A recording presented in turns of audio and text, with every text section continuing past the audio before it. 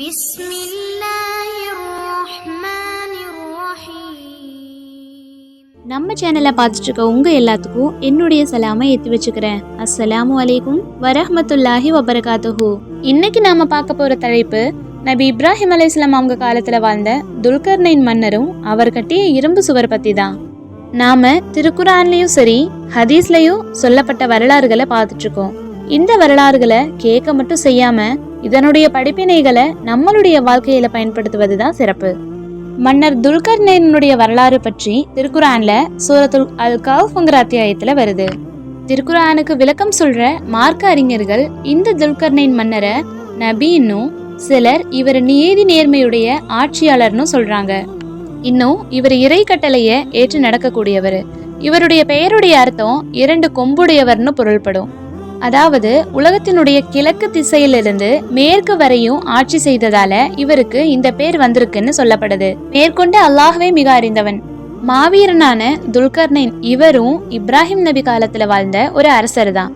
இவரு நீதி நேர்மையுடன் நடந்ததுனாலேயே உலகினுடைய கிழக்கு திசையிலிருந்து மேற்கு திசை வரையும் ஆட்சியை நிலைநாட்டினவர்.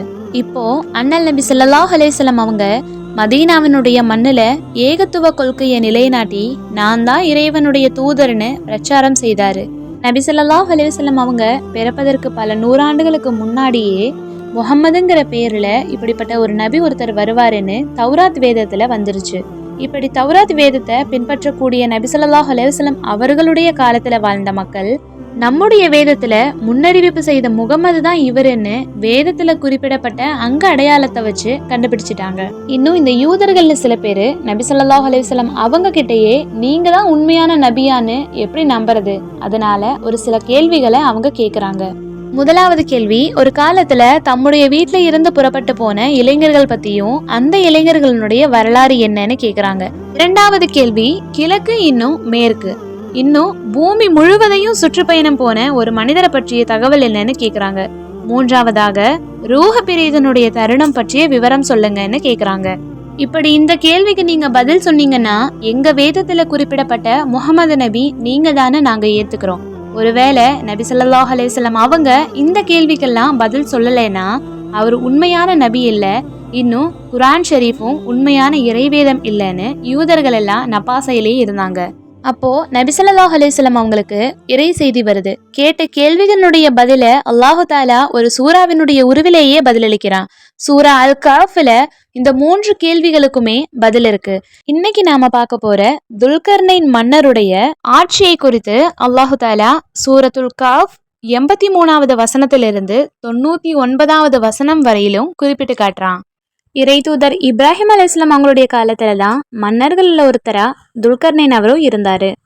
இவரோ ஒரு இறை நம்பிக்கையாளர், மார்க்கத்தை பின்பற்றி வாழ்ந்தவர், நீதி நேர்மை தவறாத அரசர். இன்னும் சத்திய மார்க்கத்தின் பக்கம் மக்கள் வர வேண்டும்னு நினைச்சு அதிகம் மக்களுக்கு தூதுவத்தை எத்தி வச்சவரு. இப்போ குர்ஆன் அவரை பத்தி என்ன சொல்லுதுன்னு பார்க்கலாம். நிச்சயமாக நாம் அவருக்கு பூமியில் ஆட்சி நிறுவ வசதிகளை அளித்தோம்.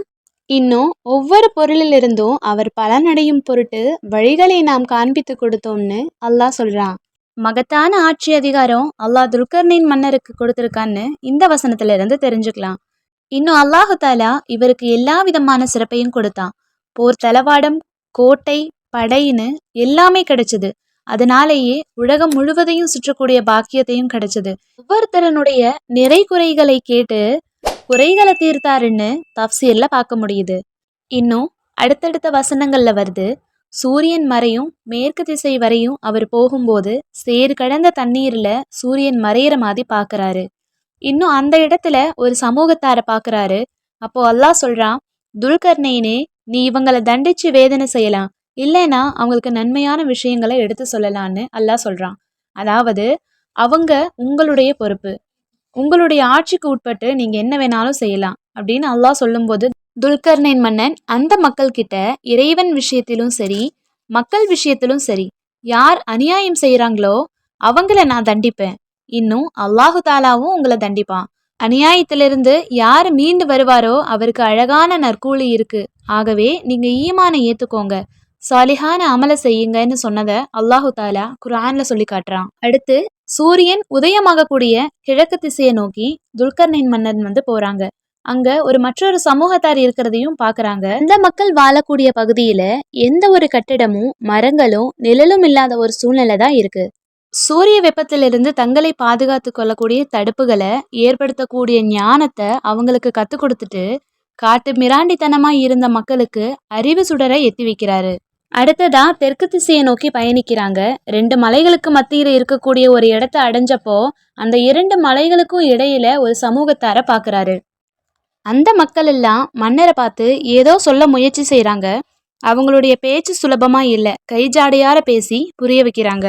இங்க எங்களால நிம்மதியா இருக்க முடியல. யஹஜோஜ் மஹஜோஜ் என்ற குள்ள மனுஷங்க எங்களுக்கு ரொம்பவும் கஷ்டத்தை ஏற்படுத்துறாங்க. அவங்களுடைய அநியாயம் நாளுக்கு நாள் அதிகரிச்சுட்டே இருக்கு. அதனால எங்களுக்கும் அந்த மனிதர்களுக்கும் மத்தியில ஒரு தடுப்பை ஏற்படுத்தி கொடுங்க. அதுக்கு என்ன செலவானாலும் நாங்க தரோன்னு செய்கையால சொல்றாங்க. திஸ் வீடியோ ஸ்பான்சர்ட் பை பைமோட் ஷாப்பிங் ஆப். இந்த பைமோட் app one of the grocery purchase app. நமக்கு தேவையான கிராசரிஸ் எல்லாம் ஆஃபர்ல கிடைக்கும். நாம இதுல பர்ச்சேஸ் பண்றதுனால கேஷ்பேக் அண்ட் ரிவார்ட்ஸ் இருக்கு. இந்த ஆப் பிளே ஸ்டோர்ல அவைலபிளா இருக்கு. இந்த ஆப்போட லிங்க் டிஸ்கிரிப்ஷன்ல இருக்கு, செக் பண்ணிக்கோங்க. அதுக்கு துல்கர்னின் மன்னர், என்னுடைய இறைவன் எனக்கு கொடுத்ததே போதும். உங்களுடைய பொருளெல்லாம் எனக்கு தேவையில்லை. ஆனா உங்களுடைய உடல் உழைப்புகளால எங்களுக்கு உதவி செஞ்சீங்கன்னா உங்க 2 பேருக்கு மத்தியில நான் ஒரு தடுப்பு சுவரை அமைச்சு தருவேன்னு சொல்றாங்க. நீங்க அந்த தடுப்பு சுவருக்கு தேவையான இரும்பு பாலங்களை கொண்டு வந்து 2 மலைகளுக்கு இடையில போட்டு நிரப்புங்க. அதுக்கப்புறம் அதை தீயில போட்டு கொளுத்தி அது நல்லா உருகிற வர வெயிட் பண்ணுங்க. இரும்பு பாலமெல்லாம் உருகினதுக்கு அப்புறம் அது மேல பழுக்க காய்ச்சின செம்பு உலோகத்தை ஊத்துங்க. அதனுடைய சூடெல்லாம் குறைஞ்சதுக்கு அப்புறமா குளிர்ச்சி ஆகிருச்சுன்னா உறுதியான தடுப்பு சுவர் ரெடி ஆகிடும். அதை ஓட்ட போடவும் முடியாது, அது மேல ஏறவும் முடியாது.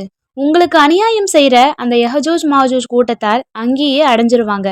ஆக நீங்க இந்த பக்கம் நிம்மதியா வாழலான்னு சொல்லி ஒரு தடுப்பு சுவரை எழுப்புறாரு. அப்புறமா துல்கர்னைன் மன்னன், இது என்னுடைய இறைவனுடைய அருள். ஆனா இந்த தடுப்பு சுவரை கியாமத் நாளில இறைவன் இதையும் தூள் தூள ஆக்கிடுவான். இது இறைவனுடைய வாக்குறுதி, இது முற்றிலும் உண்மையானதுன்னு சொல்றாரு. இப்படி இந்த துல்கர்னைனுடைய சரித்திரத்தை யூதர்கள் மத்தியில நபி ஸல்லல்லாஹு அலைஹி வஸல்லம் அவங்க சொன்னப்போ யூதர்கள் எல்லாம் வெக்கப்பட்டு தலை குனியறாங்க. நபி ஸல்லல்லாஹு அலைஹி வஸல்லம் அவங்க தான் உண்மையான தூதர்னு புரிஞ்சுக்கிட்டாங்க. அல்ஹம்துலில்லாஹ். இனி அடுத்த வீடியோல யஹஜோஜ் மஹஜோஜ் கூட்டத்தார் யார், அவங்க எப்படிப்பட்டவங்கன்னு இன்ஷா அல்லாஹ் பார்க்கலாம். இந்த வீடியோ உங்களுக்கு பிடிச்சிருந்தா லைக் பண்ணுங்க. இந்த சரித்திரத்தை பத்தி கமெண்ட் பண்ணுங்க. மேலும் இது போன்ற இஸ்லாமிய வரலாறுகளை பார்க்க மறக்காம நம்ம சேனலை சப்ஸ்கிரைப் பண்ணிக்கோங்க. அஸ்ஸலாமு அலைக்கும் வரஹ்மத்துல்லாஹி வபரகாத்துஹு.